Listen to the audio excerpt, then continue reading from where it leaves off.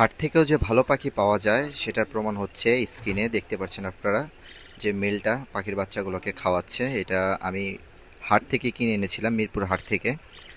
তো অনেকেই বলি আমরা যে হাট থেকে পাখি কিনে এনে নাকি সেটা থেকে ভালো ব্রিড পাওয়া যায় না। হ্যাঁ, সেটা ঠিক কথা যে হাট থেকে পাখি কিনে এনে সেটা ব্রিড করানো যায় না, কিন্তু আপনাকে পাখি দেখে শুনে ভালো পাখি আনতে হবে। অল্প টাকার মধ্যে যাবেন হাট থেকে পাখি কিনতে আর ভালো পাখি পেয়ে যাবেন, আর সে পাখি দিয়ে আপনি ভালো ব্রিড পাবেন সে আশা কিন্তু করা যায় না। তো স্ক্রিনে যে মেলটা দেখতে পাচ্ছেন, এই মেলটা কিন্তু আমি হাট থেকে কিনে এনেছিলাম, মিরপুর এক পাখির হাট থেকে কিনে এনেছিলাম। তো 400 টাকা দিয়ে কিন্তু এই মেলটা কিনে এনেছিলাম। তো অনেকে আপনারা বলতে পারেন 400 টাকা এই মেলের দাম ভাই বেশি হয়ে গেছে। হ্যাঁ, আমিও জানি যে ক্লাসিক্যাল মেলের দাম একটি 400 টাকা, এটা অনেক বেশি, কিন্তু হ্যাঁ, পাখির কোয়ালিটি দেখে আনতে হবে, পাখির অ্যাক্টিভিটিস দেখে আনতে হবে, তখন কিন্তু 50-100 টাকা বেশি হলে সেটা কোনো ফ্যাক্ট না। তো আমি সেই রকমই, তো পাখিটা ফুল অ্যাক্টিভ এবং হেলদি দেখে তারপরে এনেছি। তো পাখিটা 400 টাকা নিলেও, যে এই ফিমেলটা দেখতে পাচ্ছেন স্ক্রিনে যেটা বাচ্চাগুলোকে খাওয়াচ্ছে, এই ফিমেলটার সাথে এনে দেওয়ার পরেই কিন্তু পেয়ার হয়ে গেছে।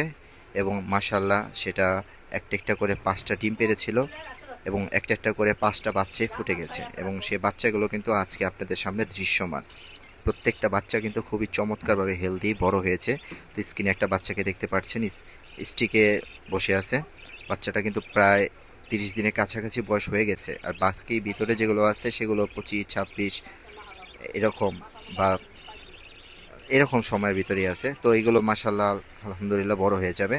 তো বাচ্চাগুলো দেখতে পাচ্ছেন অলমোস্ট কিন্তু বাবা মার সমান হয়ে গেছে। আর ভিতরে এই যে বাচ্চাগুলো দেখতে পাচ্ছেন, 5টা বাচ্চার খুবই চমৎকার 5টা বাচ্চা বের হয়েছে।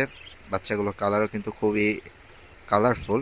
মেলের কালারে হয়েছে 3টা আর ফিমেলের কালার হয়েছে একটা। তো এভাবেই আমি ব্রিড নিচ্ছি। তো এক জোড়া পাখি আছে আমার কাছে বর্তমানে, এই বাজজি পাখি, যেটা বর্তমানে ব্রিডিং পেয়ার। তো দেখতে পাচ্ছেন, তো চেয়েছিলাম আজকে পাখির পটটাকে পরিষ্কার করে দিতে, কিন্তু পরিষ্কার করতে পারলাম না সময়ের কারণে।